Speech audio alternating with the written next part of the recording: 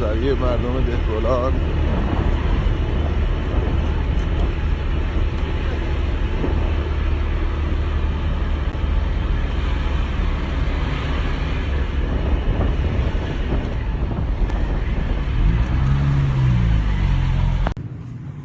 مشهد 20 مهر اعتصابات هم مغازه دارم.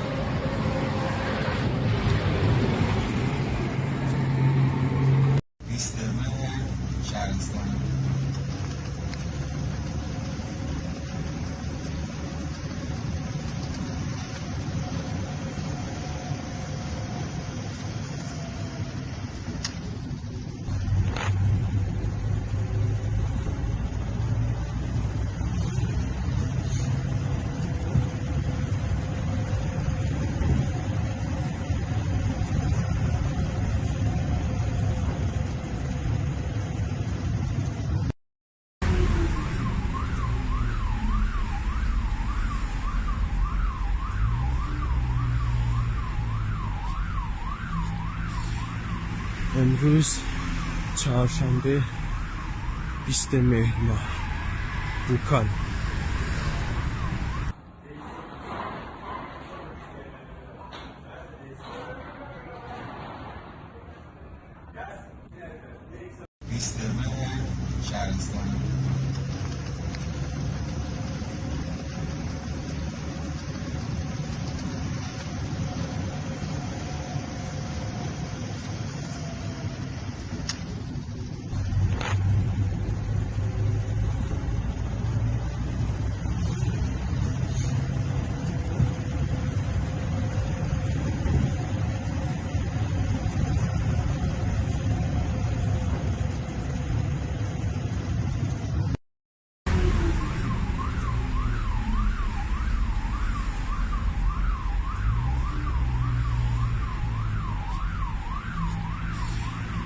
امروز چهارشنبه 20 مهر ماه، بوکان.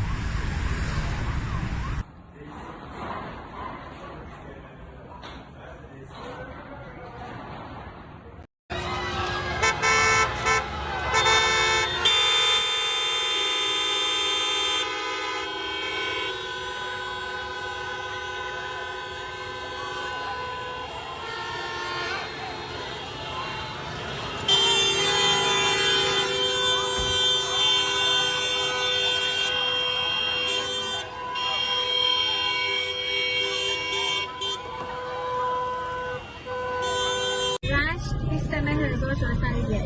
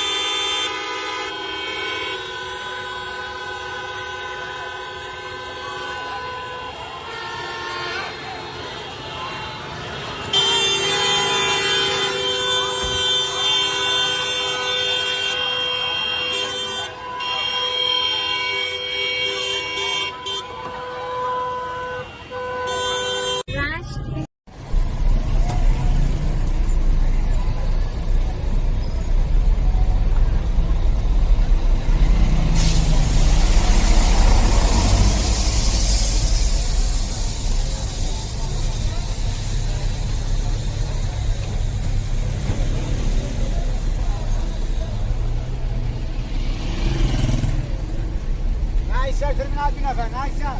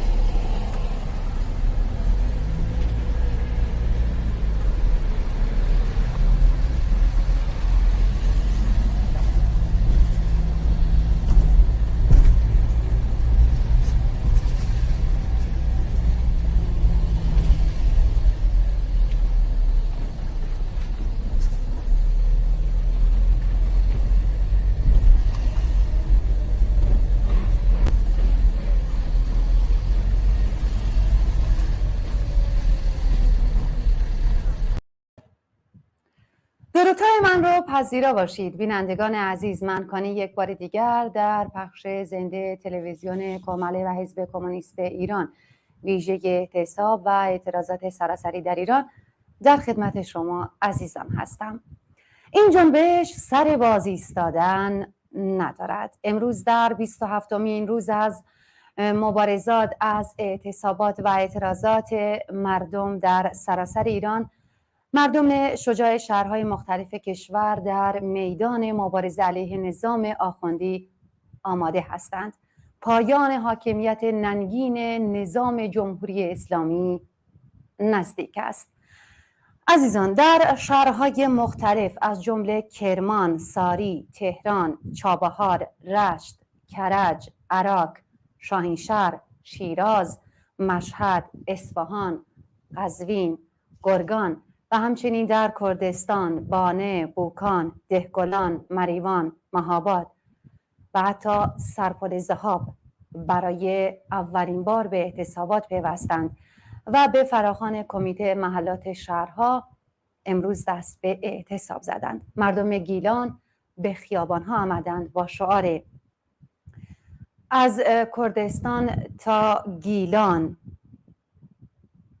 جانم فدای ایران.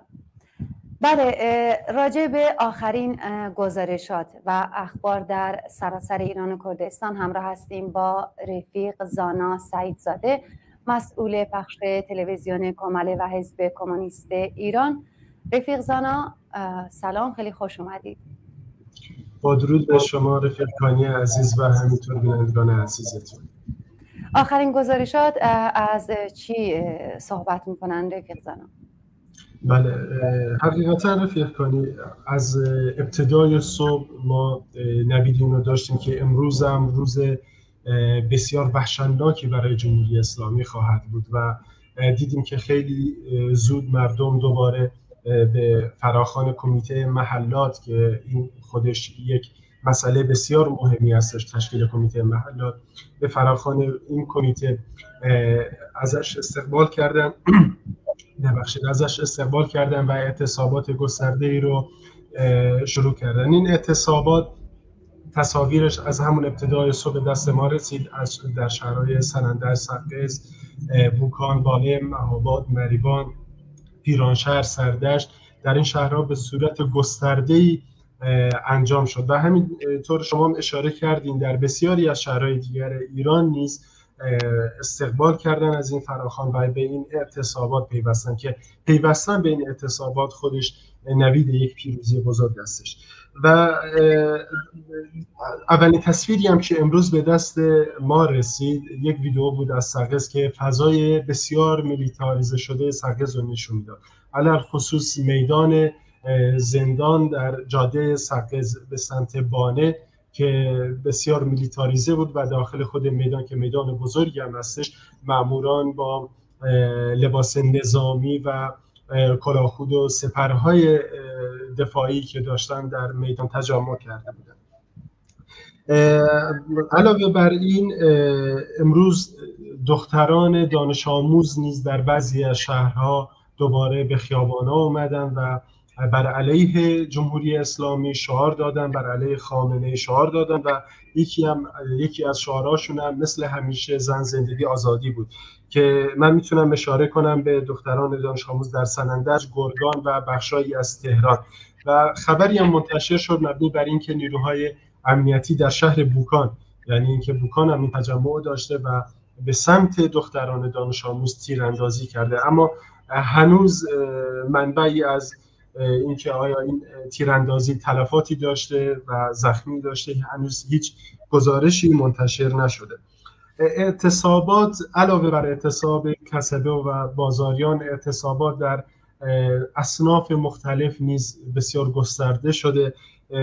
همینطور که در 2 روز گذشته هم ما دیدیم پتروشیمی عسلویه، همچنان کارگران پتروشیمی عسلویه در اعتصاب هستند و امروز جاده عسلویه به سمت کنگان رو هم بسته بودن. من میتونم اشاره کنم به تجمع کامیونداران در مرز پرویزخان که اعتصاب کرده بودند. کارگران پتروشیمی عسلویه همچنان در اعتصاب هستند کارگران آلومینیوم سالکو فراخوان دادن، فراخوان حمایتی، و رانندگان شرکت گاز لرستان، معلمان بازنشسته سنندج نیز بیانیه ای رو منتشر کردند. دانشگاه ها هم خب میدونیم که اعتصاب در دانشگاه ها بسیار گسترده شده، همچنان ادامه داره. علل خصوص امروز دانشگاه تهران، دانشگاه آزاد تهران مرکز و جزء دانشگاه‌هایی بودن که امروز همچنان این اعتصاب و تجمعات در اون ادامه داشتن. تجمع مردمی، اعتراضات مردمی نیز در شهرهای تهران، گلشهر کرج، فردیس کرج، عراق، کرمان، اصفهان، قزوین، گرگان، شیراز، اصفهان همچنان وجود داره و ما این پیش بینی رو هم میکنیم که قطعاً تا به غروب نزدیکتر بشیم و در شب و حتی اواخر شب تجمعات گسترده تری در بیشتر نقاط ایران رو داشته باشیم. و اینم بگم که وضعیت اینترنت در ایران الان بسیار وضعیت بدی هستش و گزارش ها حاکی از این هستش که اینترنت در اکثر نقاط ایران یا قطع یا کند دسترسی ها بسیار ضعیف شده. حتی اینو هم منتشر شده این گزارش، ولی هنوز تعیین نشده که حتی در تلفن ثابت هم اختلال وجود داره. و اینا میگم که اینترنت در کردستان بسیار ضعیفتر هستش و وضعیت کردستان از لحاظ اینترنت به نسبت بقیه بخشای دیگر ایران مشخصا وضعیت بدتری رو داره. من رفیق کانی اگر اجازه بدین به محض اینکه گزارشات جدیدتری هم به دست ما رسید در بخشای بعدی این برنامه من به اطلاع شما و بینندگان عزیزتون میرسونم. و اینم بگم که بینندگان میتونن از طریق سوشیال میدیای ما، یعنی وبسایت های komale.org، cpiran.net، payam.net و همینطور آدرس سوشیال میدیای ما در تلگرام کومل میدیا نتورک، در اینستاگرام و فیسبوک با آدرس کومل میدیا میتونن آخرین تصاویر، اخبار و اطلاعات مربوط به تظاهرات رو ببینن. و اینم میگم که بینندگان میتونن از طریق شماره تلگرامی که الان هم در زیر صفحه تلویزیون هستش، یعنی 2045 71 64 50 24 تصاویر و ویدیوهای خودشون رو برای ما بفرستن. سپاسگزارم. حتما در بخشای بعدی در خدمت شما خواهیم بود. مرسی از شما. بله بینندگان عزیز، همونطور که رفیقمون زانا اعلام کرد، شما با شماره تلفن 2045 71 64 50 24 در طول شبانه روز از طریق تلگرام میتونید تصاویر و عکس ها و پیام هاتون رو برای ما بفرستید و ما تا بتونیم اونها رو بازپخش یا بازنشر بدیم. آخرین تصاویری که به دست ما رسیده و شما عزیزان برای ما فرستادید رو میبینیم، برمیگردیم.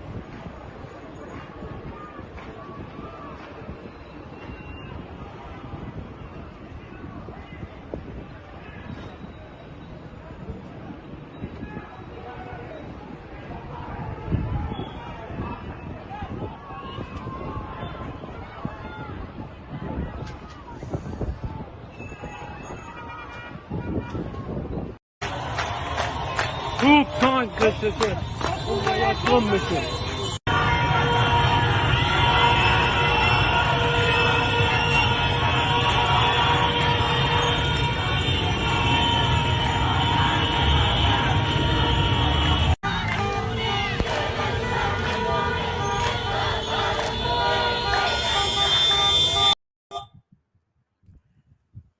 بله بینندگان عزیز، اعتراضات و اعتصابات وارد فاز جدیدی شده. به فراخوان کارگران پیمانه نفت، کارگران پروژه پتروشیمی ها و گاز هم به این اعتصابات پیوستند. امروز به فراخوان کمیته محلات شهرها سراسر ایران در اعتصاب بود و اکنون که با هم داریم صحبت میکنیم مردم بیشتر شهرهای ایران و همچنین شهرهای کردستان در خیابانها هستند و شعار سرنگونی سر میدن، شعار زن، زندگی، آزادی. برای ارزیابی فاز جدید اعتراضات و اعتصابات همراه هستیم با رفیق علی فکری، فعال سیاسی و فعال رسانه‌ای. رفیق علی گرامی سلام و درود. خیلی خوشحالیم که یک بار دیگه در خدمت شما هستیم. خیلی خوش اومدید. به شما و بینندگان شما در سراسر جهان سلام میکنم، به ویژه به معترضانی که قهرمانانه خیابانهای ایران را تسخیر کردند، جمهوری اسلامی را با بزرگترین بحران موجودیت خودش مواجه کردند و به کارگران قهرمانی که با اعتصابات خودشون جنبش انقلابی نوین مردمان ایران را وارد یک مرحله نوین کردن. من هم بسیار خرسندم که یک بار دیگه در خدمت شما هستم و آماده هستم تا به پرسش‌های شما پاسخ بدم. خیلی خوش اومدید. رفیق علی، ارزیابی شما از این اعتراضات چیه با توجه به اینکه هر روز داره گسترده تر میشه و پشتیبانی وسیع جهانی هم همراهش هست؟ به باور من این یکی از مهمترین و تاریخ سازترین لحظاتی است که جامعه ایران باش مواجهه. میدونیم که ما از آغاز استقرار حکومت جمهوری اسلامی تا همین امروز هم با سرکوب خونین و گسترده‌ای مواجه بودیم، سرکوبی که از کشتارهای وحشتناک در کردستان و ترکمن صحرا شروع میشه تا به خاک و خون کشیدن دانشگاه‌های ایران، تا سرکوب زنان، قتل دیگراندیشان، همه اینها رو ما تجربه کردیم و البته مقاومتی همه جانبه و مداوم را نیز ما تجربه کردیم. اما امروز در واقع یک لحظه‌ای هست که ما شاهد انباشت تحولات کمی طی 4 دهه اخیر هستیم و این انباشت تحولات کمی جامعه ایران را در آستانه یک تحول کیفی قرار داده که ما به او انقلاب میگوییم. بنابراین اگر بخوایم بهتر در واقع این لحظه رو درکش بکنیم، باید این لحظه رو با لحظه های تاریخی دیگری مقایسه بکنیم، البته با همه تفاوت‌ها و تمایزاتی که داره. مثلا ما دارای لحظات تاریخ سازی بودیم مانند انقلاب مشروطه مثلا ما دارای در واقع جنبش ملی 20 تا 32 بودیم، دارای انقلاب 57 بودیم و هر کدام از این جنبش ها، انقلاب ها و شبه انقلاب ها در واقع تأثیرات معینی در تاریخ ایران داشته و تاریخ معاصر را متحول کرده و به باور من این یکی از این لحظات، البته با توجه به تفاوت‌ها و تمایزات بسیار مهمی که حالا در صورت باقی ماندن فرصت حتما با آنها میپردازم، چرا که دیدن این تفاوت‌ها و تمایزات به نظر من بسیار مهمه. بله رفیق علی، به نظر شما چقدر اهمیت داره که کارگران صنعت‌های مختلف، برای نمونه آخرین مورد کارگران صنعت نفت، پتروشیمی ها و گاز دارن از اعتصابات و اعتراضات مردم پشتیبانی میکنن؟ این تا چه حد اهمیت داره و چقدر میتونه تاثیر داشته باشه بر روند اعتراضات و اعتصابات؟ بسیار مهمه، بسیار مهمه، به این دلیل که هم به دلیل عملی بسیار مهمه. یعنی در واقع اعتصابات فلج کننده به اعتراضات گسترده میتونه یاری برسونه و این اعتراضات رو گسترده تر بکنه و حکومت رو به لحاظ اقتصادی فلج بکنه و در نتیجه دستگاه‌های سرکوب رو فلج میکنه، روند فروپاشی حکومت رو تجدید میکنه. اما علاوه بر مسئله یا بعد عملی، به لحاظ نظری هم مهمه، چرا که ما شاهد هستیم که نیروهای اجتماعی گسترده‌ای در واقع پا به میدان نهادند. از جمله جنبش جوانان رو شاهد هستیم، جنبش زنان رو شاهد هستیم که در گفتگوی پیشین من با آن به طور مفصل پرداختم، جنبش های دانشجویی رو شاهد هستیم. ورود تدریجی جنبش کارگری، اون چیزی که ما انتظارش رو داشتیم، در واقع مبارزه طبقاتی رو با جنبش‌های دیگر اجتماعی پیوند میزنه و ما شاهد پدید آمدن یک ابرجنبشی هستیم که شامل جنبش طبقاتی، جنبش علیه تبعیض و جنبش علیه استبداد. این جنبش‌ها در واقع با یکدیگر دارن پیوند میخورن و این پیوند نه تنها که به لحاظ عملی دارای نتایج درخشانی میتونه باشه، بلکه به لحاظ نظری هم میتونه مبارزات مردمان ایران را ارتقا بده و وارد مرحله نوین بکنه. اگر ما مبارزه رو به صورت یک پروسه‌ای ببینیم که به طور مدام در حال تغییر و تحوله، در این حال ما شاهد هستیم که در این مبارزه گرایشات و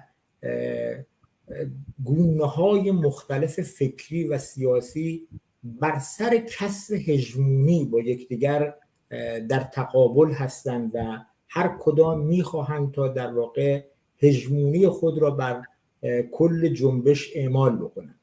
بنابراین ورود جنبش کارگری به این عرصه راه را برای هژمونی نیروهای پیشروی سیاسی اجتماعی به گمان من بسیار هموارتر میکنه. بله سپاسگزارم رفیق علی. خب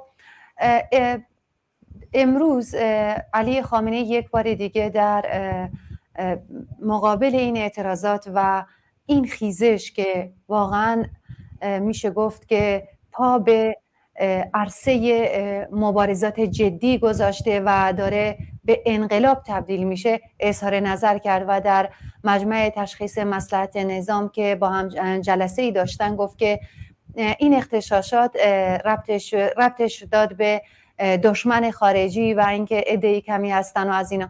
نظرتون در این مورد چیه که علی خامنه‌ای بعد از این همه اعتراضات گسترده و این پشتیبانی عظیم در سراسر جهان دوباره اون رو ربط میده به دشمنان و ازش به عنوان اغتشاش نام میبره؟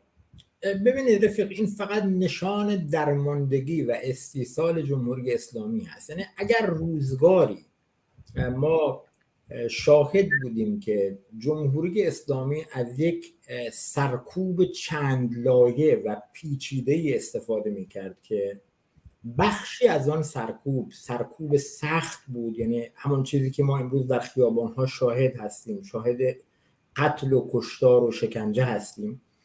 بخشی از این سرکوب در واقع سرکوب نرم بود و از طریق تبلیغات گسترده، شستشوی مغزی، با توجه به اینکه تمام رسانه‌ها، دانشگاه‌ها، مدارس، منبرها، مساجد، همه چیز در انحصارشون بود، به هر روی میتونستن بر بخش‌هایی از جامعه تاثیر بگذارن. اما در شرایط امروز بعید میدونن و بسیار بعید به نظر میرسه که سرکوب نرم جمهوری اسلامی کارایی داشته باشه.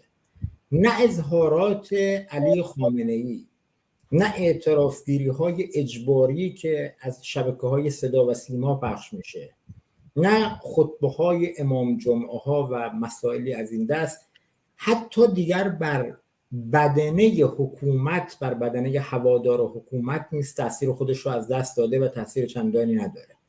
بنابراین ما با یک شرایطی مواجه هستیم که این جنبش در واقع انقلابی و این مقاومت گسترده ای را که ما به شکلی نامتمرکز و پراکنده و در اشکال بسیار گوناگون، متنوع و خلاق شاهدش هستیم، هر روز عرصه رو بر حاکمیت جمهوری اسلامی تنگتر میکنه. عملاً جمهوری اسلامی که با بحران کارآمدی مواجه بوده، دچار ناکارآمدی بیشتری میشه. دستگاه تبلیغاتی جمهوری اسلامی عملاً خنثی شده. اظهارات علی خامنه‌ای دیگه حتی در میان هواداران جمهوری اسلامی خریدار چندانی نداره. شکاف درون هیئت حاکمه جمهوری اسلامی رو تجدید میکنه، به جنگ قدرت شتاب بیشتری میده. به ویژه در صورت مرگ احتمالی علی خامنه‌ای ما با بحران جانشینی مواجه خواهیم بود. شکاف میان حاکمیت و مردم که عمیق بوده عمیق‌تر میشه. حتی شکاف میان رأس حکومت با بدنه حکومت عمیق‌تر میشه. ما شاهد ریزش بیشتر بدنه نیروهای سرکوب خواهیم بود. بنابراین در چنین شرایطی برای جمهوری اسلامی جز سرکوب سخت چاره دیگری باقی نمیمونه. این آخرین مرحله‌ای هست که در واقع ما شاهد یک نبرد مرگ و زندگی هستیم. این نبرد هم برای جنبشی که امروز خیابان‌ها رو تسخیر کرده نبرد مرگ و زندگی هست و بسیار مهمه، و هم برای جمهوری اسلامی. باید به خاطر داشته باشیم برای سران جمهوری اسلامی تنها بحث تداوم حکومت مذهبی اهمیت نداره. ما شاهدان هستیم که طی 40 سال اخیر یک شبکه مافیایی از قدرت و ثروت شکل گرفته که در واقع مهمترین منابع ثروت و قدرت رو در انحصار خودش قرار داده و نمیخواد به هیچ قیمتی این انباشت قدرت و ثروت رو از دست بده. از سوی دیگه ما شاهد حضور و تداوم یک جنبشی هستیم که در واقع میشه گفت به بی صدایان، به سرکوب شدگان، به آنها که فاقد هر گونه قدرتی در جامعه بودن صدا داده، اکنون احساس قدرت میکنن و میدونن که شکست در این نبرد در واقع کاملا تندر دادن به یک شرایطی بردگی هست که به اصطلاح جمهوری اسلامی طی 40 سال اخیر تلاش کرده بر جامعه ایران اعمال بکنه. بنابراین هم برای سران جمهوری اسلامی هم برای جنبش نبرد مرگ و زندگیه و به گمان من اظهارات علی خامنه‌ای رو نباید جدی گرفت و این اظهارات بیشتر از سر درماندگی هست که سردمداران جمهوری اسلامی باش مواجه هستند. به همین دلیل هم گفته‌های آنها بسیار ضد نقیضه و ما شاهد یک سرگردانی سیاسی در میان سردمداران جمهوری اسلامی هستیم. بله، سپاسگزارم از حضورتون و از اینکه یک بار دیگه دعوت ما رو به این برنامه پذیرفتید. رفیق علی فکری، فعال سیاسی و فعال رسانه‌ای، شاد و پیروز باشید، به امید پیروزی و بهروزی مقاومت مردمان ایران. خیلی ازتون سپاسگزارم. بله بینندگان عزیز، شما با شماره تلفن 2045 71 64 50 24 شماره تلفنی که در پایین صفحه شما تایتل شده میتونید در طول شبانه روز تصاویر و ویدیوهای خودتون رو همچنین پیام هاتون رو برای ما بفرستید از طریق تلگرام تا ما اونها رو بازنشر و بازپخش کنیم.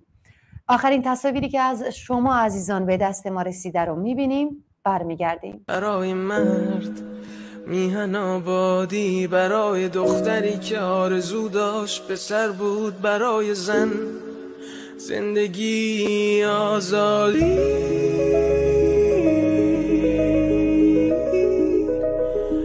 برای آزادی.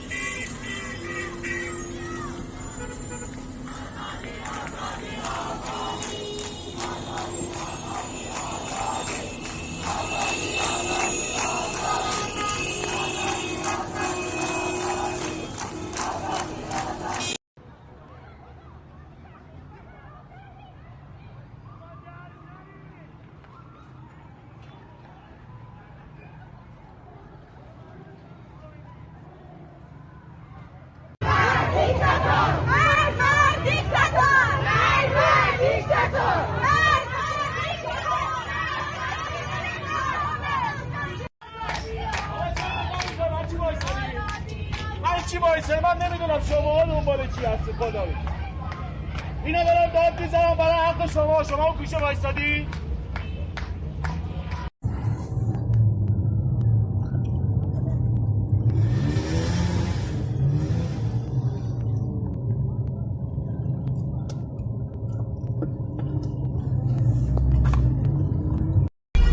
چهارشنبه 20 مهر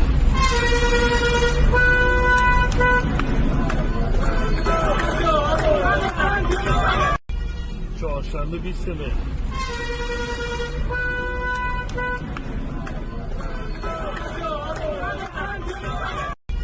چهارشنبه 20 مهر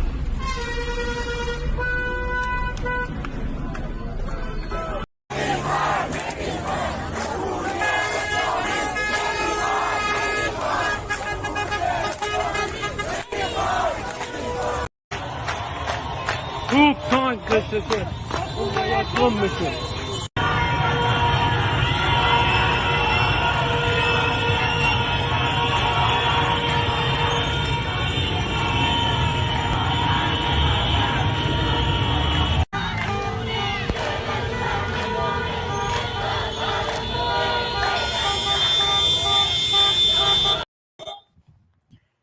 بله بینندگان عزیز، درودی دوباره در این بخش از برنامه در خدمت رفیق میثم آلمهدی، فعال کارگری و کارگر سابق خوشنام فولاد اهواز هستیم از سوئیس.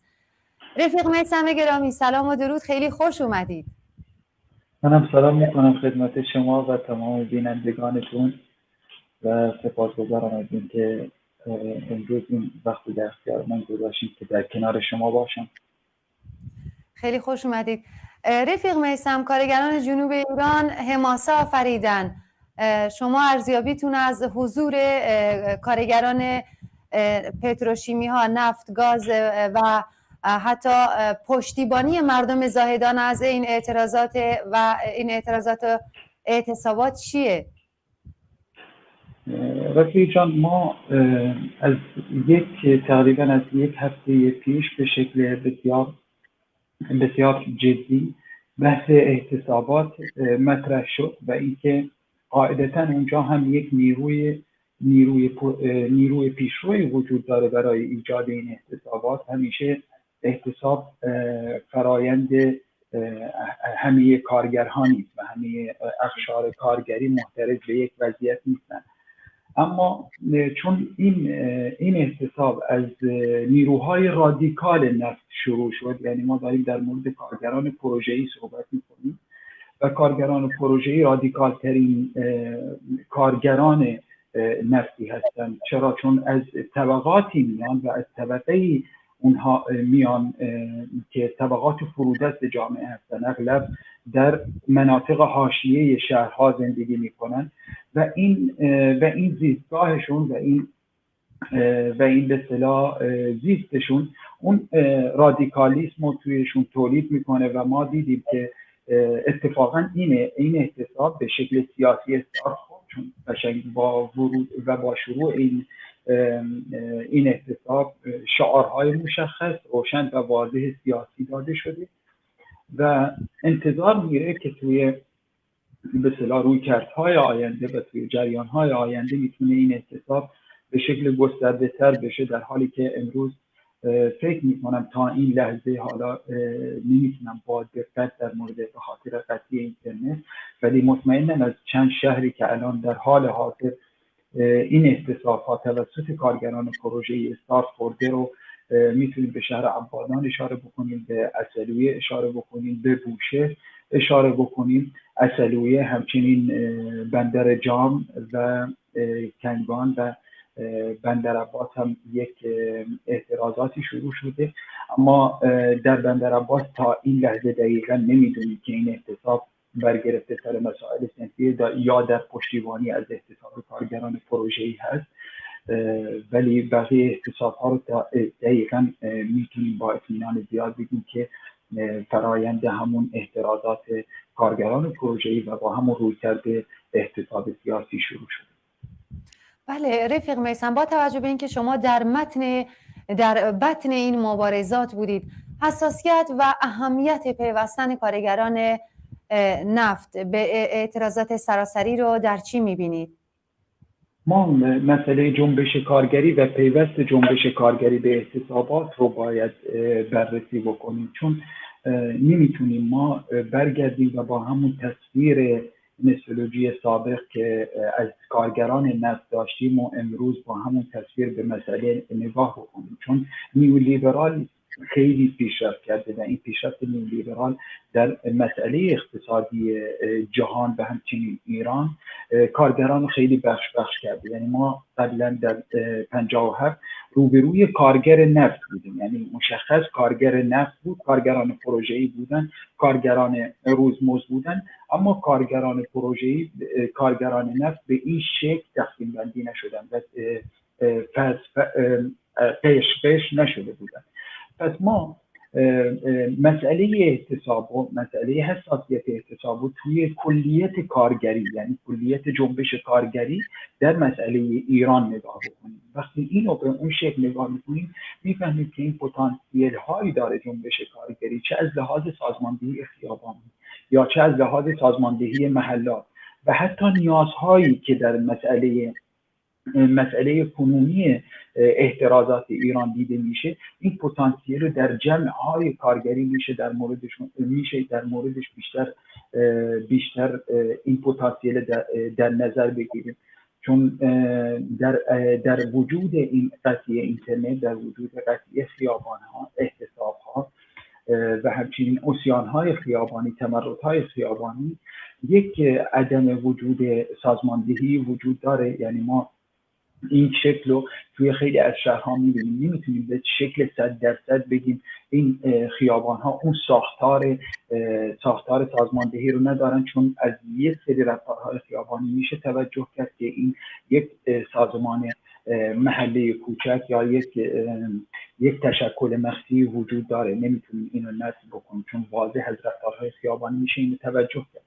اما در این که چطور بتونه این تکامل پیدا بکنه و این رفتارها چطور بتونن به شکل خیلی عمیق‌تر و به شکل خیلی سازمان یافته‌تری رفتار بکنن و به اصطلاح یک قدم بزرگی به سمت خیزش انقلابی بردارن، خب قاعدتاً این پتانسیل رو در ارتش مردمی یعنی جنبش کارگری اون پتانسیل داره، به خاطر زیستش، به خاطر وجودش توی کارخانه ها، به خاطر اینکه روزانه باید، یعنی حتی علیرغم اختلافاتی که وجود داره، روزانه باید به کارخانه ها بره و اگر باید به کارخانه ها بره، پس در ساختار سازماندهی که در درون کارخانه ها تشکیل میشه، قابلیت انتقال این سازماندهی رو به محله ها یا قابلیت انتقال مثلا بیانیه ها، محله های احتراضی، اتفاقات یا اینکه هژمونی به اصطلاح مردمی هژمونی جنبشی رو در درون به اصطلاح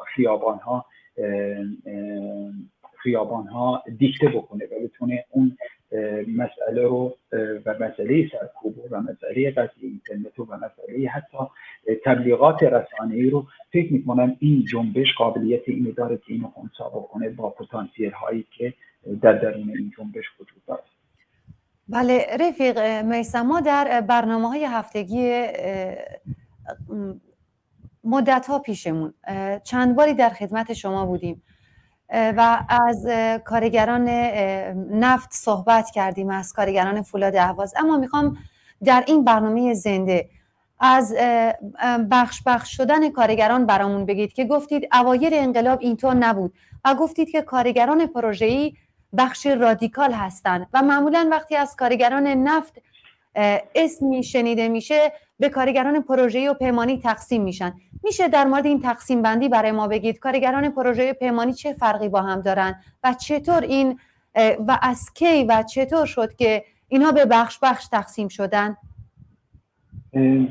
در ساختار اقتصادی ایران و در خصوص توی مسئله‌ای که زمان رفسنجانی میشه گفت مسئله لیبرال و نیولیبرال شروع شد، ما بخش‌های خصوصی، یعنی بخش‌های خصوصی با ورود بسیار زیادی که به کارخانه‌ها داشتن، این تقسیم بندی ها شروع شد و این تقسیم بندی ها بر پایه این که هزینه دولت رو کم بکنه، هزینه اجازه سرمایه‌داری های آزاد به سرمایه گذاران در درون کارخانه ها اجازه بدن ورود بکنن، به اینجاست که ستم و مضاعف بر کارگران اضافه شد. یعنی ما روبروی این کارگران پروژه‌ای فقط کارگران پروژه‌ای نفت نیستن، ما کارگران پروژه‌ای در خیلی از کارخانه‌ها داریم. یعنی در کارخانه‌های فولاد کارگران پروژه‌ای داریم، در معادن کارگران پروژه‌ای داریم، اما در مسئله نفت برجسته شد از احتساباتی که اونها انجام دادن و از احتسابات پرشوری که انجام دادن، این کارگران پروژه‌ای برجسته شدن و اتفاقاً اثر هویت خودشونو در درون ساختار اعتراضی ایران در یک سال پیش محکم به میز کوبیدن و خیلی از مردم و خیلی از فعالین میان به شکل کلی میگن کارگران نفت، در حالی که کارگران نفت نیستن. ما امید داریم که کارگران نفت، امید بسیار زیادی داریم، چون مسئله حال حاضر احتراضات موجود مسئله احتراضات صنفی نیست، یک احتساب سیاسی.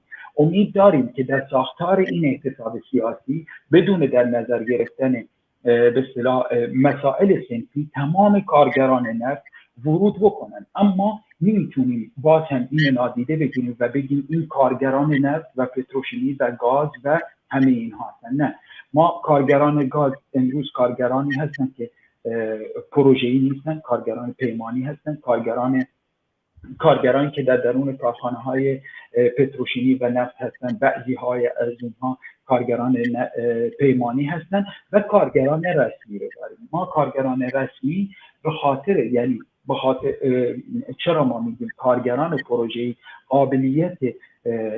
قابلیت رادیکال بودن دارن؟ چون ما روبروی کارگرانی هستیم که سخت بندی میشه، دستمزدهای اونها سخت بندی میشه، انسان‌هایی هم که قاعدتاً، یعنی این هیچ استثنایی نداره در هیچ جای دنیا، انسان‌هایی که دستمزد بسیار زیادی میگیرن یا نسبت به انسان‌هایی که پایین‌تر از اونها هستن میزان احترازشون کمتره، یعنی این هیچ معادله‌ای نمیتونه اینو به هم بزنه. اما وقتی ورود این احترازات یک ورود سیاسی میشه، یک ورود اجتماعی سیاسی میشه، خب قاعدتا اون دستمزدها میتونه روندشون کمتر بشه، یعنی تأثیر صنفیت دیگه از بین میره و مفاهیم آزادی، مفاهیم رو در رویی با کلیت یک نظامه و برای همین امید ما رو بیشتر میکنه و اینکه کارگران بیشتری از کارگران نفت این احتساب بپیوندن و مسئله مهمی هم ورود دانشجویان نفت بوشهر به احتسابات و ورود اونها و با تجمعی که امروز یا دیروز انجام دادن ورودشون به مسئله احتسابات خب این مسئله و این حدس‌ها یا این برنامه ریزی ها رو دقیق‌تر میکنه و امید ما هم دقیق‌تر میکنه برای رسیدن به یک احتساب گسترده تری. ولی خب در اون طبقه بندی هایی که وجود داره ورود به احتساب هم یه خورده با شک و تردیدهای بیشتری میشه. اما چون از یک طرف ما روبروی یک نیروی رادیکالی هستیم که احتمالاً این نیروی رادیکال بره کارخونه ها رو ببنده، بره در کارخونه ها رو ببنده، اجازه خروج تریلی های حمله سوخت نده، اتوبان ها رو ببنده. پس وقتی روبروی چنین رفتارهایی هستیم ما روبروی دو حالت هستیم: یا اینکه کارگرانی که سود بیشتر یعنی دستمزدهای بیشتری میگیرن، یا اینکه در روند آگاهی و در روند آگاهی ورود میکنن به این احتساب‌ها، یا با روند ابراز قدرت طبقاتی ورود میکنن به این احتساب‌ها. و این امیدهای ما که به این مسئله نگاه میکنه و فکر میکنن پیشبینی هایی که میتونه دقیق باشه یا با کمی دقت بیشتر به این مسئله نگاه. بله، شما اشاره کردیم به دانشجوها. بله، امروز بود که دانشجویان دانشگاه خلیج فارس بوشهر اومدن تو خیابونها و با شعار کارگر نفت ما، رهبر سرسخت ما و یا دانشجو، کارگر، اتحاد، اعتصاب، این شعارها رو سر دادن. به نظر شما اگر همه دانشجوها یا همه مردم ایران در سراسر ایران اینطور کارگران رو فرا بخونن برای اعتصاب، میشه گفت که همه این بخش‌ها، این تقسیم بندی هایی که شما اشاره کردیم بهشون و اینکه خب اعتراضات از صنفی خیلی فراتره و به یه اعتراضات سیاسی و سراسری تبدیل شده، کارگران نفت حالا همه بخشاش به این اعتراضات خواهند پیوستونن به طور گسترده همه بخشاش؟ موضوع مهمی رو مطرح کردیم و موضوع قابل اهمیت و قابل تأملی رو بهش اشاره کردیم. ما طبیعیه وقتی مثلا بگیم دانشجویان دانشگاه عبادان یا دانشجویان دانشگاه بوشهر یا عسلیه که اینها دانشکده های نفت هستن، ورود اینها قاعدتا خیلی مختلف هست از ورود دانشجویان مثلا بگیم تهران به مسئله احتساب. چون این دانشجویان فکر میکنم که به خاطر مسئله صنعتی بودن شهرهاشون و درگیری بسیار زیاد شهرها با زندگی با زیست کارگری، قاعدتا این روند و این رفتارها خیلی عادی و شاید طبیعی باشه، چون تحت تاثیر یکدیگر قرار میگیرن و ورود میکنن به جریان احتساب. اما اینکه جنبش دانشجویی در خصوص جنبش دانشجویی در مرکز چگونه به این مسئله نگاه کنه، این یکی از مسائل بسیار مهمی، یعنی ادبیات مقاومت، ادبیات جنبشی، ادبیات مبارزه قاعدتا میتونه نقش بسیار مهمی رو داشته باشه. ما چه لاجرم چه بخواهیم و چه نخواهیم روی جنبش دانشجویی دوربین های بیشتری زوم شده. پس جنبش دانشجویی هم خود به ذات خودش صاحب یک پتانسیل هایی هستن که مثلا این پتانسیل ها رو میتونه با در نظر گرفتن این پتانسیل ها جامعه بیشتری رو به احتساب نزدیک بکنه. یعنی ما اگر جنبش دانشجویی بتونه فراتر از مسئله اصلا کارگری و حتی مسائلی مثل مسئله زاهدان در ادبیات مقاومت خودش جا بده، مسئله سرکوب‌های سنندج در ادبیات خودش قرار بده، مسئله سرکوب‌های اتنیک‌ها و اهواز و همه جا در ادبیات خودش قرار بده، بیشک اونجا ما حرکتی خواهیم داشت به سمت یک پیوند احترازی و به سمت یک پیوند ادبیات احترازی خواهیم داشت. و این فکر میکنم من در حال حاضر وقتی نگاه بکنیم به احترازات چند سال گذشته نگاه میکنیم که جنبش دانشجویی فکر میکنم حالا نمیتونیم همه چی رو انتظار داشته باشیم در یک فرایند، چون در فضای احترازی شما استرس ها رو دارید، در فرایند احترازی مبارزاتی رو دارید، در درون خود اون جنبش که مثلا اشعار ارتجاعی یا اون افکار ارتجاعی ورود نکنن و خودش پر از التهاب، پر از خارج از مسئله سرکوب ها و این استرس ها و این ها همه وجود دارن. خب ولی امکاناتی هم که این جنبش داره میتونه این امکانات باشه و میتونه اتفاقا خیلی از تابوها رو بشکنه. یعنی تابوهایی هستن که مثلا با ورود به اونها فکر میکنم ما میتونیم ورود خیلی مهمی به ادبیات مقاومت، به ادبیات جامعه، به ادبیات پیوندها و جامعه حذف شده بکنیم که آره این میتونه خیلی مسئله مهمی باشه و امیدواریم ما هم به عنوان جنبش کارگری از سالیان گذشته و این مال امروز نیست و مال دیروز نیست، ما از سالیان گذشته این پیوند میان جنبش کارگری و جنبش دانشجویی یک پیوند قوی بوده و این پیوند همیشه یک پیوند خانوادگی بوده. یعنی وقتی احترازات کارگری وجود داره، دانشجویان با شعارهای ما فرزندان کارگر هستیم و کارگران با اتحادهایی که همیشه شعار میدن در دعوت به پیوندهای احترازی میان دانشجویان و کارگران، خب همیشه اینها ادبیات این جامعه هستن و اگر در این بره از زمان تقویت بشه میتونه تاثیر خیلی مهمی توی مسئله احتساب‌ها و حتی فراگیر شدن اعتراض‌ها در درون جامعه بشه. سپاسگزارم رفیق میثم. پیام شما برای همکاراتون، برای مردم اهواز و همه ایران چیه؟ من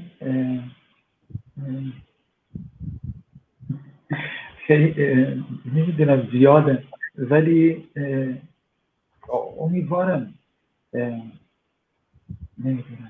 امیدوارم اینکه ما به سمت خروج بکنیم از فردیت و به سمت جمعیت بریم.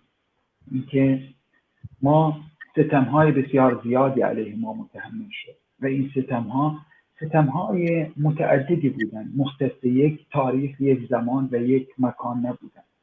بعضی از این ستم‌ها در تاریخ خیلی قدیمی‌تر هستند، بعضی از اتنیک‌ها ظلم بیشتری به اونها شد، مثل مردم عربی که من باهاشون زندگی کردم و ستم، مثل مردم کردی که هم درد من بودن هم رنج من بودن، مثل مردم بلوچی که حذف شده از ساختار اجتماعی، سیاسی و اقتصادی ایران هستند. اینها همه ستم‌هایی بودن که ما دیدیم و همیشه روبروی ما یک مرکزیتی وجود داشت که اینو نادیده گرفته بود. اما باید هم ما این رو باور کنیم و این واقعیت رو قبول بکنیم که امروز فعالین مرکز، فعالینی که در دانشجوها هستند، امروز اومدن خیلی از این تابوها رو خراب کردن. امروز در برابر نژاد پرستی به شدت ایستادن، در برابر تبعیض‌ها به شدت ایستادن و فرایندی رو ایجاد کردن که این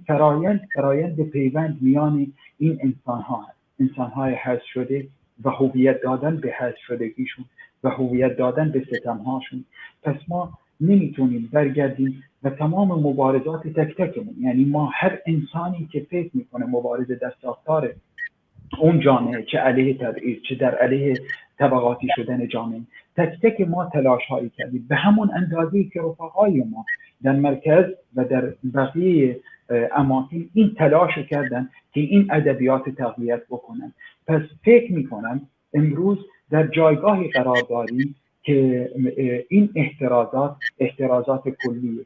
پس ما نمیتونیم بشینیم و به خصوص توی بحث پروپاگاندا یا تبلیغاتی که جمهوری اسلامی انجام میده و اتفاقا امروز یادش افتاده که ما رو یاد ما بندازه که توی اهواز احتراز میشد، توی فلان تاریخ مردم هیچ کس ازشون حمایت نمیکرد. اما ما خیلی خوب میدونیم که این احترازات قبلا شاید از ما حمایت نمیشد، اما در ساختار مبارزه ما و در ساختار مبارزه رفقای ما در سراسر ایران ما روبروی خیلی تغییرها بودیم. وقتی در مورد قیام تشنگان صحبت میکنیم میدیدیم که این قیام چگونه از خفاجیه شروع شد تا رسید به ایزه، تا رسید به تبریز، تا رسید به تهران. اینها فرایند یک مبارزه کلیت همه ما.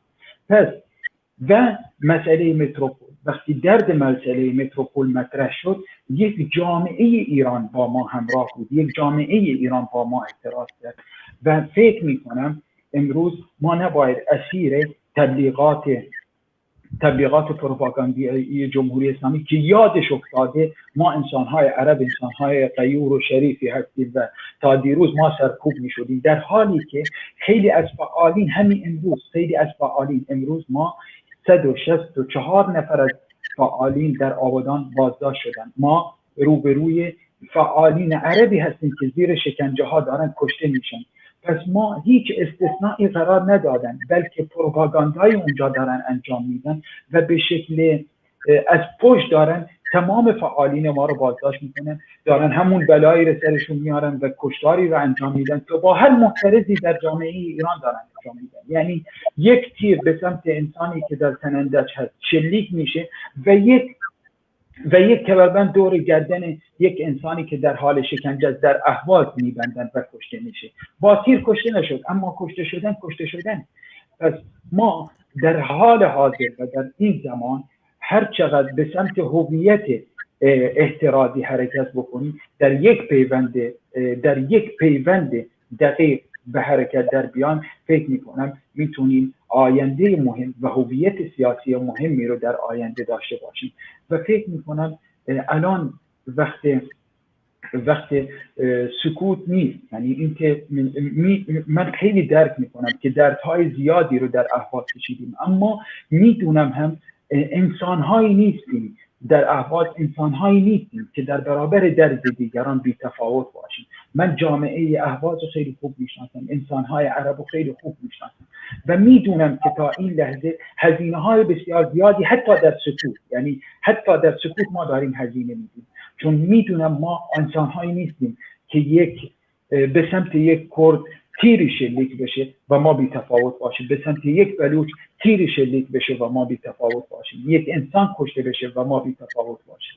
من این سیکولوژی ها رو خیلی خوب میشناسم و به امید اینکه یک روز خیابان ها رو تسخیر کنیم و میدونم اگر ما تسخیر بکنیم ما یک نیروی رادیکالی هستیم. ما در هیچ اعتراضی شوخی نمی‌کنیم، ما در هیچ اعتراضی به شکل نیروهای محترز مخملی ورود نمی‌کنیم. ما ورود می‌کنیم که چیزی رو ثابت بکنیم، ما ورود می‌کنیم که رادیکالی رو به جامعه آموزش بدیم، ما ورود می‌کنیم که چیزی رو معادله رو عوض بکنیم. پس همه ما و همه مردم ایران فکر می‌کنم علیرغم کل دردهایی که شما دارید چشم به راه خیابان‌های شما هستید. بله، خیلی ازتون سپاسگزارم رفیق میثم آلمهدی، فعال کارگری از سوئیس، از اینکه دعوت ما رو پذیرفتید. سپاس رفیق. بله بینندگان عزیز، همونطور که مطلع هستین سراسر ایران از کرمان، ساری، تهران، چابهار، رشت، کرج، عراق، شاهینشهر، شیراز، مشهد، اصفهان، قزوین، گرگان، کرمانشاه، بانه، بوکان، سقز، دهگلان، مریوان، سنندج، مهاباد و امروز سرپل ذهاب در اعتراض و اعتصاب هستند. ما در ویژه برنامه‌های اعتصاب و اعتراضات سراسری در ایران اخبار و گزارشات سراسر ایران و کردستان رو پوشش میدیم و همینطور از مهمانان عزیزی دعوت میکنیم که ارزیابیشون رو از این اعتراضات و اعتصابات بیان کنند.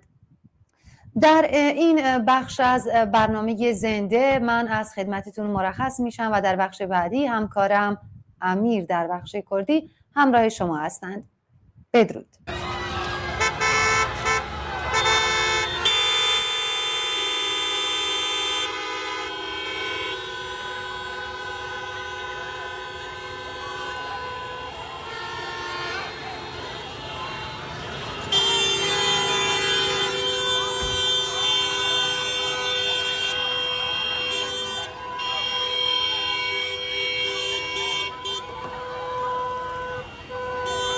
رشت 20 مهر 1401